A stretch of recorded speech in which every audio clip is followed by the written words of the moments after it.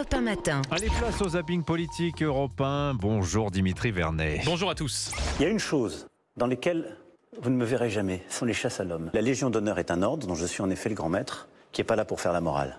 Et donc c'est pas sur la base d'un reportage ou de telle ou telle chose qu'on enlève la Légion d'honneur à un artiste. Une chasse à l'homme, voici les mots d'Emmanuel Macron mercredi sur France 5 concernant l'acteur Gérard Depardieu, accusé de viol et d'agression sexuelle, des propos fortement critiqués par de nombreux politiques comme Sandrine Rousseau sur France Info. La Légion d'honneur, c'est éminemment une question de morale, mais éminemment. Et là, faut pas nous la faire à l'envers, enfin ça va. Donc là, vraiment, c'est inadmissible ce type d'argument. Et là, vraiment, il devrait se taire parce que c'est profondément choquant. Mais comment contredire le président ? Vous le savez, depuis quelques semaines, Gérard Depardieu est lynché médiatiquement, condamné par le tribunal populaire avant même la justice. Son ancienne compagne, Carole Bouquet, est donc venue à son secours sur TMC. Alors laissons la justice décider et arrêtons cet emballement, cette délectation qu'ont les médias en ce moment autour de Gérard Depardieu, parce que moi j'en peux plus. Ils sont en train de tuer un homme. Ah, le tribunal populaire, la France où la présomption d'innocence n'existe plus. Bienvenue en 2023, Carole Bouquet. 2023, année où a donc été votée cette loi immigration, un texte ferme, beaucoup trop ferme pour la gauche, qui accuse la Macronie, vous le savez, de s'être lepénisée. Les députés Renaissance font donc en ce moment le tour des plateaux pour se défendre, comme Maud Bréjon sur BFM. Je l'ai senti un petit peu exaspéré.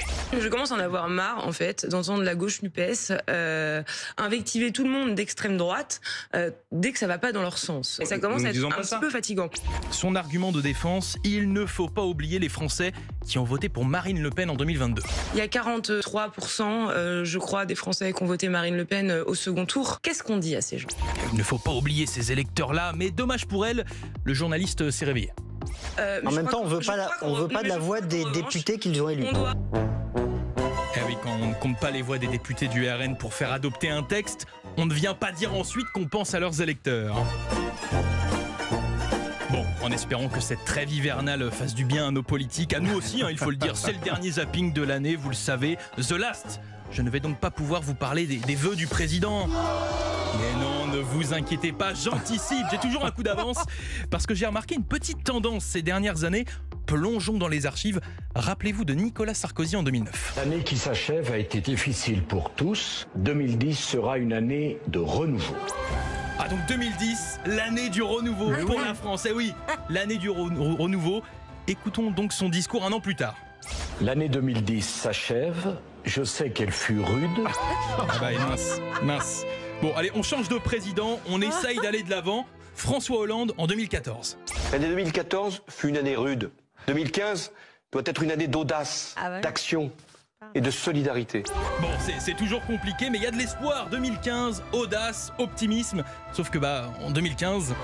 2015 fut une année de souffrance et de résistance. Super. Allez, dernière chance. Emmanuel Macron en 2019. Durant l'année qui vient de s'écouler, nous avons vécu des moments d'épreuve. La décennie qui s'ouvre peut être la nôtre. Allez, là ça y est, c'est la bonne. Covid. Oh bah oui, exactement Anissa. Covid en 2020. Oui, cette année 2020 a été difficile. Bon, allez, je ne veux pas faire de prédiction, mais 2024, ça s'annonce pas dingue.